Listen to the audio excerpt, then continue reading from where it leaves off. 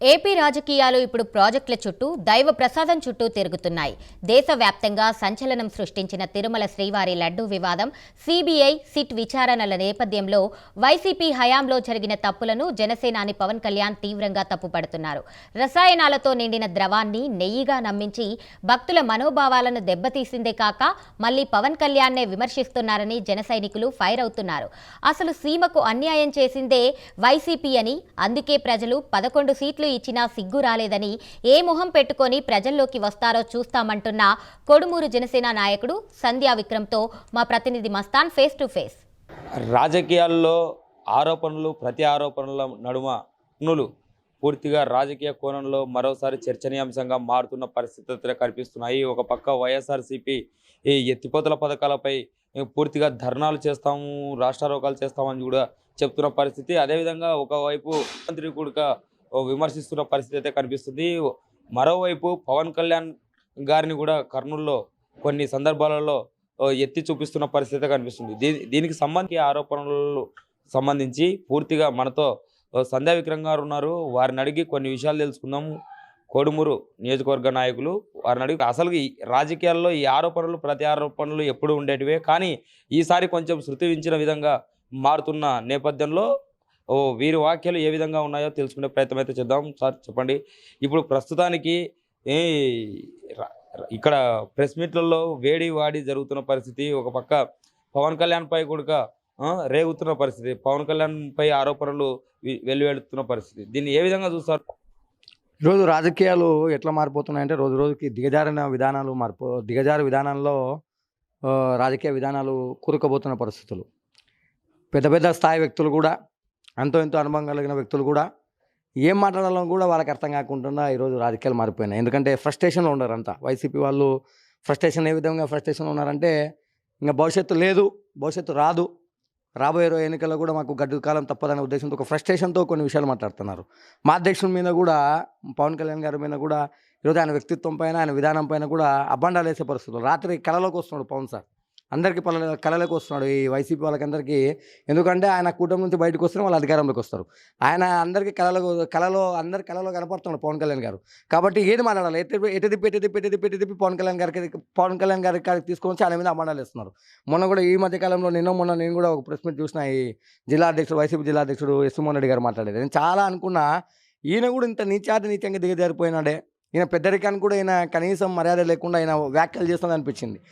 ఆయన పవన్ కళ్యాణ్ గారు వైజాగ్ జూకు పోయి వాళ్ళ తల్లిగారి పుట్టినరోజు సందర్భంగా ఆయనకు ఒక ఆనవాయితీలో భాగంగా ఒక 2 జిరాఫీలకు సంబంధించి ఆయన పశు సంరక్షణ విధానాని కోసం దాని సంరక్షణ నేను తీసుకుంటా అని చెప్తే, ఈయన ఎవరో అవుట్డేటెడ్, కనీసం అవగాహన లేని ఒక జర్నలిస్ట్ అడిగిన సమాధానానికి ఈయన చెప్పే సమాధానం ఏంటంటే, నేను కూడా ఒక 3 కుక్కలు పెంచుతున్నాంట. కుక్కలకి, జిరాఫీకి ఈయన చెప్పే మాటలకి ఏమన్నా కనీసం అంత పొందన ఉందా? ఆయన మానవతా దృక్పథంతో ఒక సంరక్షణ విధానాన్ని నేను పెంచుకుంటానే విధానంగా ఆయన చెప్తే దాన్ని నేను ఎటకారం చేస్తున్నాడు. ఈరోజు నేను అడుగుతాండా, మీరు కూడా సుమారు 5 సంవత్సరాలు ఎమ్మెల్యేగా చేసినారు, మీరు కూడా ఒక సంపన్న విధానమైన కుటుంబంలో ఉన్నారు. మీరు ఎన్ని గ్రామాలు దత్తత తీసుకున్నారు, ఎంతమందిని దత్తత తీసుకున్నారు, ఎన్ని దారిలో మీరు అభివృద్ధి కార్యక్రమ విధానాలు మీరు చేసినారు? ఈరోజు మేము చూస్తున్నాం. మీరు కూడా గ్రహించాల్సింది, పెద్దలుగా మీరు కూడా గ్రహించి కూతవేడి దూరంలో, కనీసం అంటే ఒక 50 కిలోమీటర్ల దూరంలోనే కొనదల గ్రామంకి 50 లక్షల రూపాయలు ఆయన సొంత నిధులు హెచ్చించి ఆయన గ్రామాన్ని దత్తత తీసుకున్నాడు. కౌలు రైతులకి కొన్ని కోట్ల రూపాయలు హెచ్చించినాడు. మనం అంటున్నాము, మీరు అధికారంలో ఉన్నారు, ప్రతిపక్షంలో ఉన్నారు, ఎన్ని కోట్లు మీరు రైతులకు కానీ ప్రజలకు కానీ మీరు ఇచ్చినారు? ఆయన సొంత డబ్బును హెచ్చించి ఈరోజు పరిస్థితులు ఆయన సొంత డబ్బును హెచ్చించి ప్రజలకు ఆసరా అవుతున్న పరిస్థితులు చూస్తున్నాం. అదేవిధంగా ప్రభుత్వంలో కూడా ఆయన శాఖకు సంబంధించి రోడ్లు లేని పరిస్థితుల్లో పంచాయతీలు ఏర్పడితే ఆయన వచ్చిన తర్వాతనే పంచాయతీలకు నిధులు వచ్చిన పరిస్థితులు, వైసీపీ సర్పంచులు ఉన్నా కూడా ఆ పంచాయతీలకు నిధులు ఇచ్చిన పరిస్థితులు. కేవలం ఒక బండలేడికే, కేవలం ఈ రాజకీయ విధానాన్ని ఆయన పైన తిప్పి వీళ్ళు ఫోకస్ కానికే ఆయన చేస్తున్నారు. మేము కూడా ఇది ఉపేక్షించాం. ఎందుకంటే రాబోయే రోజుల్లో ఇంకా ఎన్ని మాట్లాడితే దానికి ఒక రకంగా ఎక్కువనే మాట్లాడే విధంగా ఉంటుంది, కానీ తక్కువైతే మేము కూడా మాట్లాడము. ఎందుకంటే మా అధ్యక్షుని మాట్లాడితే ఉపేక్షించేది లేదు ఇప్పటి నుంచి. మామూలుగా ముఖ్యమంత్రి చంద్రబాబు నాయుడు గారిని అయితే అంబటి రాంబాబు గారు కొన్ని వ్యాఖ్యలు అయితే చేశారు. అది దుమారం లేస్తున్న పరిస్థితి. దాని మీద జనసేన ఏ విధంగా మీరు స్పందిస్తారు? జనసేన పార్టీ కోడుమూరు నియోజకవర్గం తరపున ఖచ్చితంగా ఆ వ్యాఖ్యలను మేము ఖచ్చితంగా తీవ్రంగా ఖండిస్తున్నాం. ఇక్కడ ఇందాకనే నేను చెప్పిన రాజకీయాలు దిగజారిపోతున్నాయి. దాంట్లో భాష అత్యధికంగా దిగజారిపోతుంది. మాతోటి వాళ్ళు కూడా అంటే మాలాంటి అప్కమింగ్ వాళ్ళు కూడా మేము కూడా సిగ్గుతో తల ఉంచుకోవాల్సిన పరిస్థితులు, రాబోయే తరాలు కూడా సిగ్గుతో తల ఉంచుకునే పరిస్థితులు ఈరోజు రాజకీయంలో ఏర్పడుతున్నాయి. ఆ భాషా విధానం మనము మీరు సబ్జెక్ట్ పరంగా మీరు మాట్లాడండి, సబ్జెక్ట్ పరంగా మీరు డిబేట్ చేయండి, సబ్జెక్ట్ పరంగా మీరు సూచన సలహాలు ప్రతిపక్షానికి ఇవ్వండి.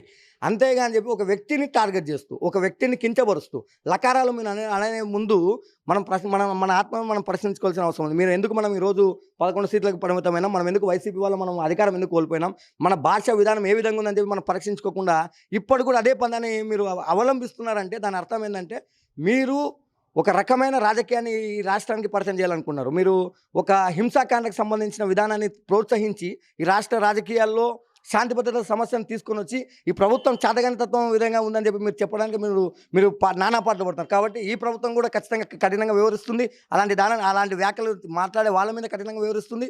ఈ విధంగా భవిష్యత్తులో కూడా జరగకుండా ఖచ్చితంగా వివరించాల్సిన బాధ్యత ప్రభుత్వం పైన ఉంది, చేస్తుంది. ఇప్పుడు దేశవ్యాప్తంగా శ్రీవారి లడ్డు కల్తీ నెయ్యి వాడారని చెప్పి కూడా జరుగుతున్న చర్చ ఉంది. దీని గురించి మీరు ఏమంటారు? లాస్ట్కి వైసీపీ వాళ్ళు దేవుణ్ణి కూడా రోడ్డుపైకి తీసుకొని వచ్చిన పరిస్థితులు, అత్యధికంగా కొన్ని కోట్ల మంది ప్రసాదంగా భావించిన లడ్డూని, శ్రీవారిని కూడా మీరు రోడ్డుపైకి తీసుకొని వచ్చే పరిస్థితులు ఏర్పడుతుంటాయి. సిట్ అనేది చాలా క్లియర్గా సుప్రీంకోర్టుకు ఇచ్చిన అఫిడవిట్లో, ఛార్జ్షీట్లో ఏమని మెన్షన్ చేసింది, ఖచ్చితంగా దానికి సంబంధించిన విధానం దానిలో కలిసినాయి, ఆ రసాయనాలు కలిసినాయి, ఖచ్చితంగా అది కల్తీ అయిందన్న విధానాన్ని అది సిట్టు అఫిడవిట్లో దాఖలు చేస్తే మీరు దాన్ని చేస్తున్నది ఏంది, మీరు దాన్ని వక్రీకరిస్తూ బయటికి రోడ్లపైనకి వచ్చి దేవాలయాల టెంకాయలు కొట్టుకుంటూ ఏదో ప్రభుత్వమే ఏదో వీళ్ళే మీ పైన ఏదో అబండాలు వేసినట్టు మీరు ప్రచారం చేసుకుంటారు. ఇంతకంటే హీనమైన చర్య ఏముంది?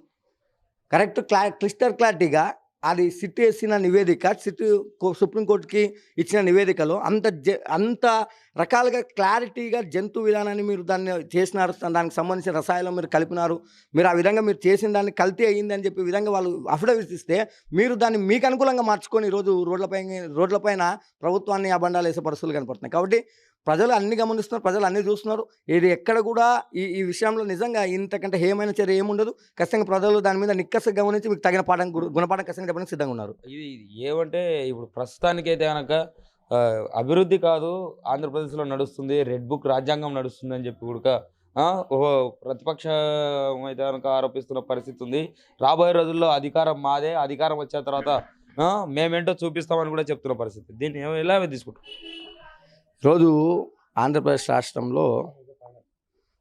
రాష్ట్రంలో రెడ్ బుక్ అంటే కూడా 2 విధానాలుగా ఈరోజు ఆంధ్రప్రదేశ్ రాష్ట్రం అభివృద్ధి చెందుతుంది. ఒకటి సంక్షేమం, అభివృద్ధి, 2 కళ్ళపైన ఈరోజు జోడెద్దులుగా ఈరోజు ఆంధ్రప్రదేశ్ రాష్ట్రంలో పవన్ కళ్యాణ్ గారి నేతృత్వంలో చంద్రబాబు నాయుడు గారి నేతృత్వంలో నడుస్తుంది. వీళ్ళు కేవలం జీర్ణించుకోలేక, కేవలం వీళ్ళు చేసిన పాపాలకు, వీళ్ళు చేసిన విధానానికి, వీళ్ళు చేసిన పాపానికి ఖచ్చితంగా వీళ్ళు చేసిన పాపానికి వీళ్ళు అనుభవించాల్సిన అవసరం ఉంది కాబట్టి అనుభవిస్తున్నారు. కొన్ని విషయాలలో వీళ్ళు మాట్లాడిన భాష కావచ్చు, వీళ్ళు చేసిన విధానం కావచ్చు, వీళ్ళు అనుభవిస్తున్నారు. దానికి రెడ్ బుక్కి మీరు ఏదో లింక్ పెట్టి ఏదో రెడ్ బుక్ రాజ్యాంగం నడుస్తుందని చెప్పి చేసిన దాంట్లో తప్పు.